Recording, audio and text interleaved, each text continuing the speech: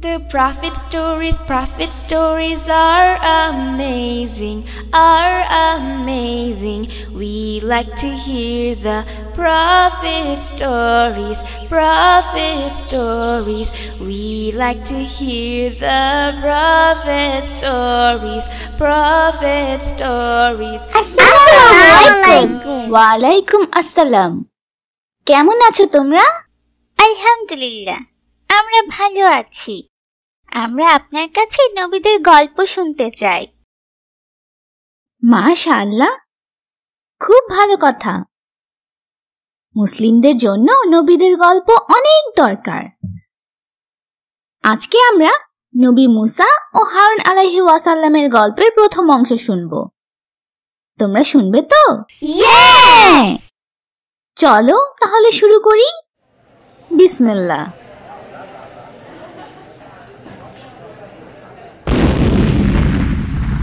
নবী ইউসুফ আলাইহিস সালাম ও তার পরিবারের প্যালেস্টাইন থেকে মিশরে চলে যাওয়ার গল্প কি তোমাদের মনে আছে? হ্যাঁ। এবং নবী ইসরাইল আলাইহিস সালাম কে ছিলেন ও বনি ইসরাইল কারা তোমরা জানো? নবী ইয়াকুব আলাইহিস সালামের আরেকটি নাম হলো নবী ইসরাইল এবং তার ছেলে মেয়েদের বনি ইসরাইল বা ইসরায়েলের ছেলে মেয়ে বলা হয়। মাশাআল্লাহ। মিশরে ইয়াকুব আলাইহিস সালাম ও তার পরিবার অনেক বছর ভালোভাবে ছিলেন। ইয়াকুব আলাইহিস সালামের কারণে মিশরের রাজা তাদের বিশেষ অতিথি হিসেবে গ্রহণ করেন। তার মৃত্যুর পর বনি ইসরায়েল ধীরে ধীরে মিশরের রাজা ফেরাউনের দাসে পরিণত হয়।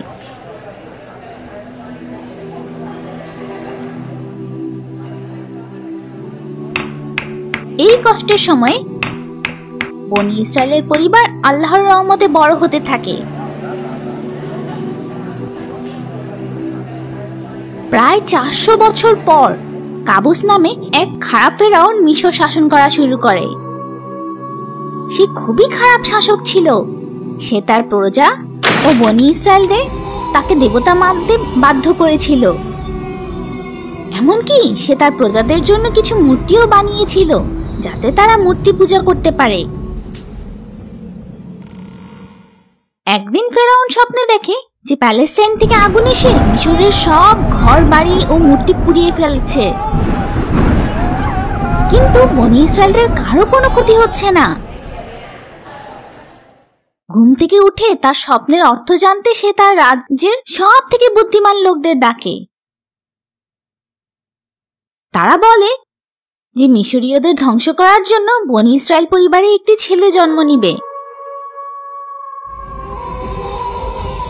এরপর ফেরাউন বনি ইসরায়েলদের থেকে মিশরকে বাঁচাতে সকল নবজাতক ছেলে শিশুদের মেরে ফেলার আদেশ দেয়। কিছু বছর পর ফেরাউনের মন্ত্রী তাকে বলে যে শীঘ্রই কাজের জন্য আর কোনো লোক পাওয়া যাবে না, কারণ বয়স্ক লোকরা মারা যাচ্ছে এবং নবজাতকদের মেরে ফেলা হচ্ছে। তাই ফেরাউন সিদ্ধান্ত নেয় যে সে 1 বছর নবজাতক শিশু ছেলেদের মেরে ফেলবে আর আরেক বছর কিচ্ছু করবে না। সে সত্যি নবজাতক শিশু ছেলেদের হত্যা করেছে। কেন? যাতে যে ছেলেটি বনি ইসরায়েলদের বাঁচাবে সে জন্ম নিতে না পারে। কিন্তু আল্লাহ হলেন সব থেকে ভালো পরিকল্পনাকারী। নবী হারুন আলাইহিস সালামের জন্মের বছর ফেরাউন কোনো নবজাতক শিশু ছেলেদের মেরে ফেলেনি, কিন্তু মুসা আলাইহিস সালামের জন্মের বছর ফেরাউন নবজাতক শিশু ছেলেদের হত্যার আদেশ দিয়েছিল। তাই তার মা তাকে খুব গোপনে বাঁচিয়ে রেখেছিল। তার মা খুবই চিন্তিত ছিলেন। তিনি জানতেন না কিভাবে মুসা আলাইহিস সালামকে ফেরাউন থেকে বাঁচাবেন। তখন আল্লাহ তাকে মুসা আলাইহিস সালামকে একটি ঝুড়িতে রেখে নীল নদে ভাসিয়ে দেওয়ার ইশারা দিলেন। তিনি আল্লাহর উপর অনেক ভরসা করতেন।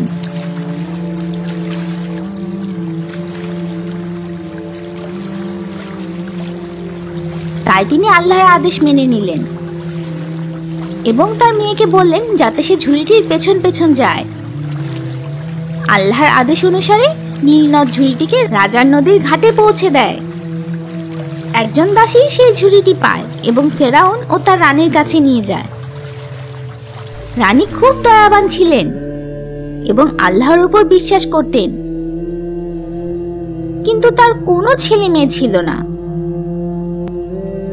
যখন এত সুন্দর মুসা আলাইহি ওয়াসাল্লামকে তিনি দেখলেন, তখন আল্লাহর রহমতে তার মনে মুসা আলাইহি ওয়াসাল্লামের জন্য অনেক ভালোবাসা জন্মালো।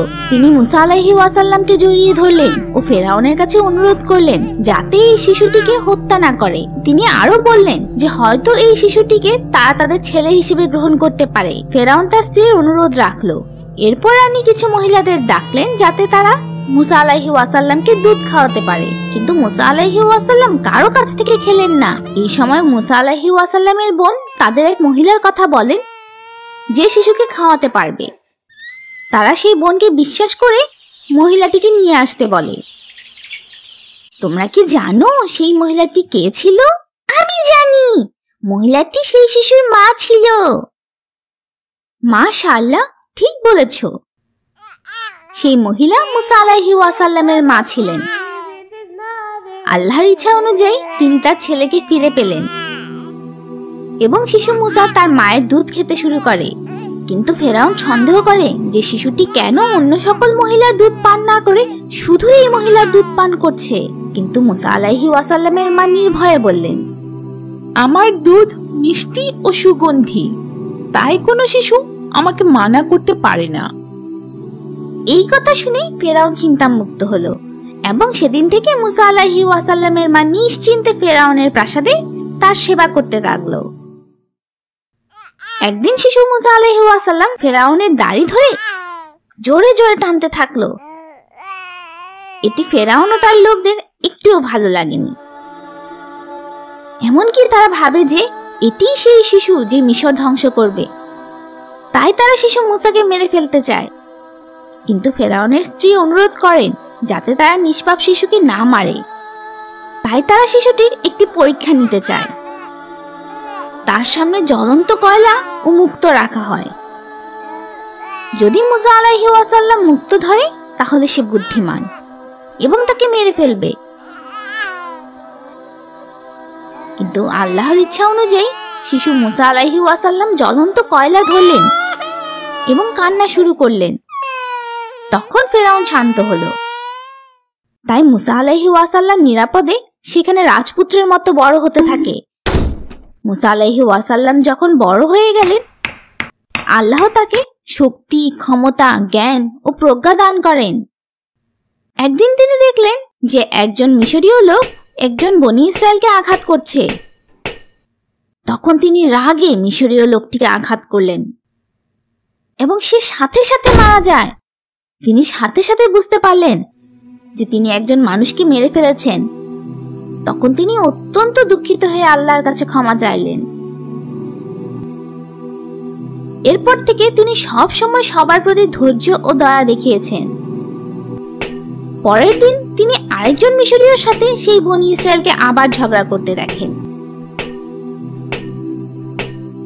তখন তিনি বুঝতে পারলেন যে বনী ইসরায়েলের এই লোকটি ছিল দোষী। তাই তিনি বনী ইসরায়েলের আচরণে খুব দুঃখ পেলেন। লোকটি মুসা আলাইহি ওয়াসাল্লামকে দেখে ভয়ে জিজ্ঞেস করলো, কি গতকাল যেভাবে মিশরীয় লোকটিকে মেরেছিলেন সেভাবে আমাকে মেরে ফেলতে চাইছেন? মিশরীয় লোকটি এই কথা শুনে ফেলে এবং ফেরাউনকে জানায়। একজন লোক মুসা আলাইহি ওয়াসাল্লামকে বলে যে এই কাজের জন্য তার মৃত্যুদণ্ড হতে পারে এবং তাকে পালিয়ে যেতে বলে। সে কেন পালাবে? সে তো রাজপুত্র। তখন মিশরীয় লোকদের হত্যা করার শাস্তি ছিল মৃত্যু। তাই ফেরাউনের লোকের ভয়ে তিনি একটি নিরাপদ স্থানের খোঁজে মরুভূমির দিকে দৌড়াতে শুরু করেন। অনেক পথ হেঁটে তিনি মরুভূমি পার হন এবং দেখলেন মাদিয়ান শহরের বাইরে একটি ঝর্ণার কাছে কিছু লোক তাদের পোষা প্রাণীদের পানি খাওয়াচ্ছে। তিনি খুব দুর্বল ছিলেন কারণ তার কাছে খাবার বা পানি ছিল না।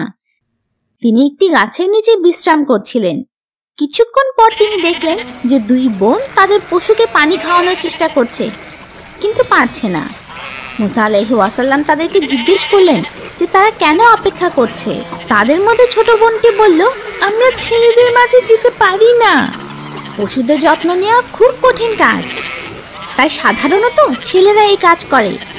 তাই মুসা আলাইহি ওয়াসাল্লাম অবাক হয়ে জিজ্ঞেস করলেন কেন তারা মেয়ে হয়েও এই কাজ করছে। একজন বলল, আমাদের বাবা অসুস্থ এবং বৃদ্ধ, তাই আমাদের কোনো উপায় নেই। মুসা আলাইহি ওয়াসাল্লাম তাদের পশুদের পানি খাওয়াতে সাহায্য করার চেষ্টা করতে চাইলেন। তিনি সেখানে ঝর্ণার মুখে একটি বড় পাথর দেখলেন, যা উঠাতে 10 জন মানুষ লাগতো। কিন্তু মুসা আলাইহি ওয়াসাল্লাম খুবই শক্তিশালী মানুষ ছিলেন, তাই তিনি একাই সেটি সরিয়ে ফেলেন এবং তাদের পশুদের পানি পান করান।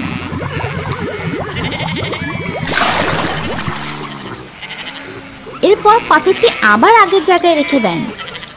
তিনি গাছের ছায়ায় ফিরে আসেন এবং আল্লাহর কাছে সাহায্য চাইলেন।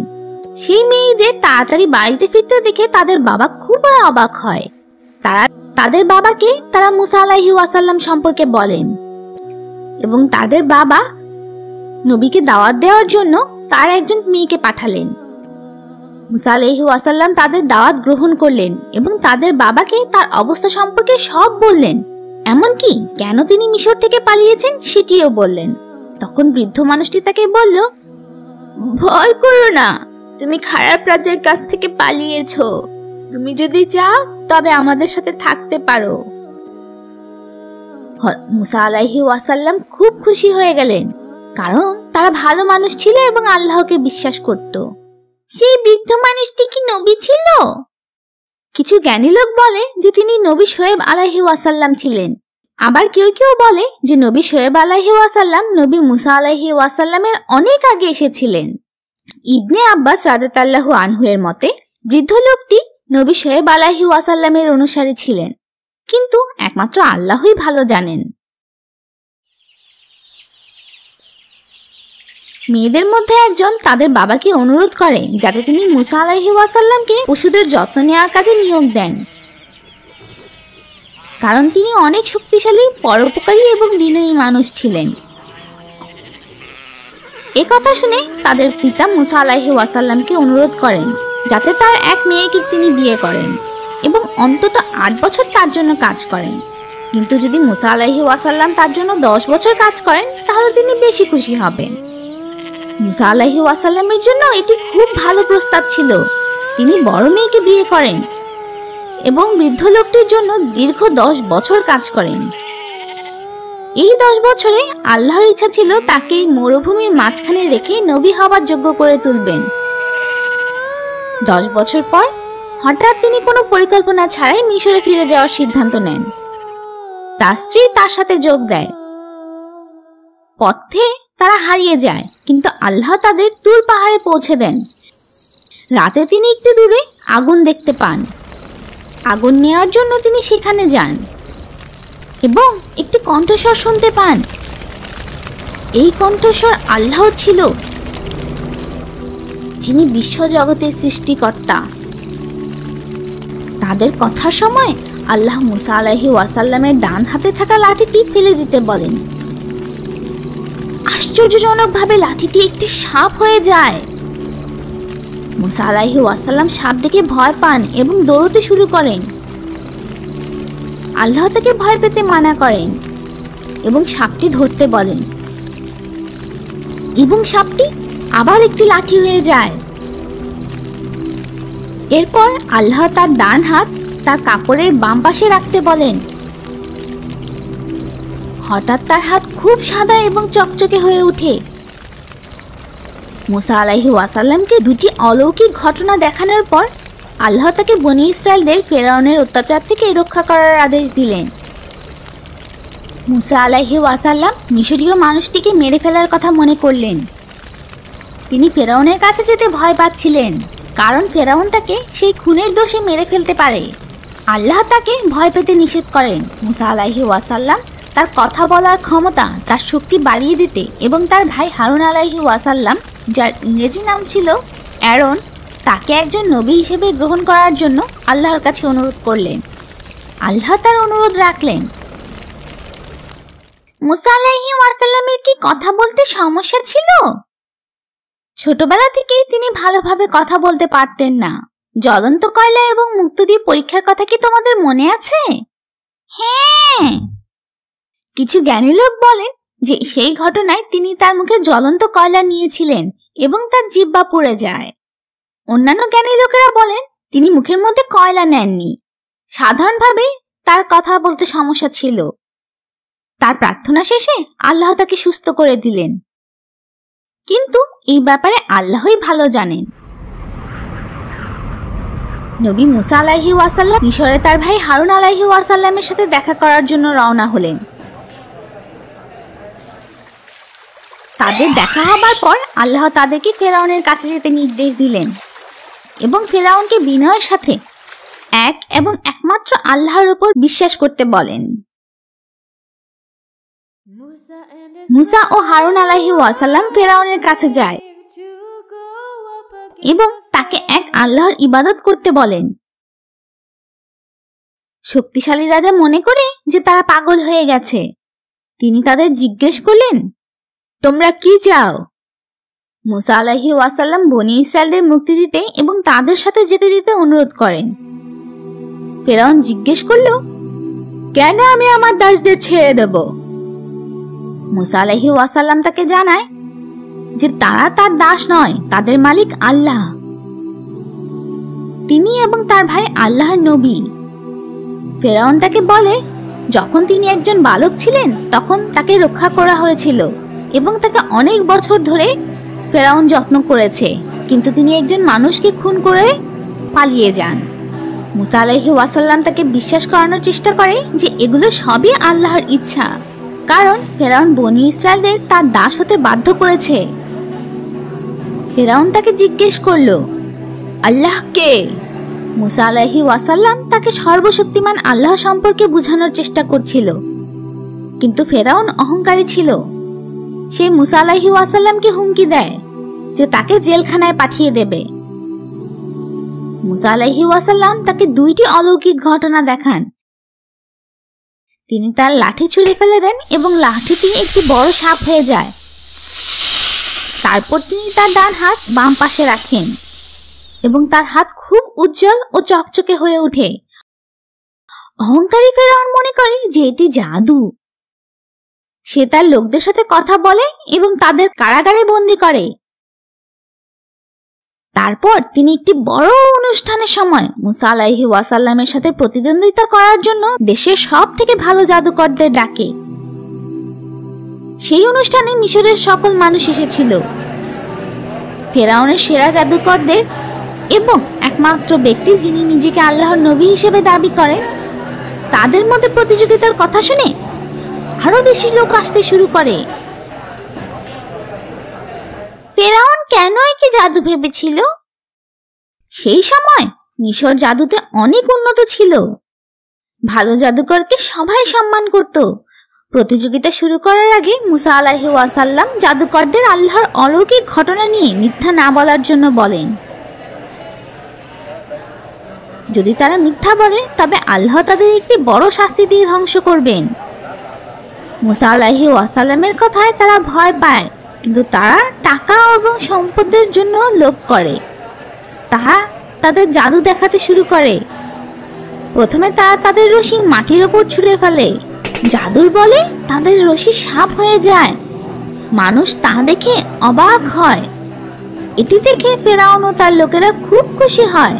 তারপর মুসা আলাইহি ওয়াসাল্লাম তার লাঠি ছুঁড়ে ফেলে দিলেন এবং এটি খুব বড় একটি সাপ হয়ে ওঠে এবং জাদুকরদের সাপগুলো খেয়ে ফেলে। তারপর তিনি সাপটি ধরেন এবং সাপটি আবার লাঠি হয়ে যায়। সবাই এই অলৌকিক ঘটনা দেখে অবাক হয়। সকল জাদুকর বুঝতে পারে যে মুসা আলাইহি ওয়াসাল্লাম সত্যিই একজন নবী। তারা তখনই তাকে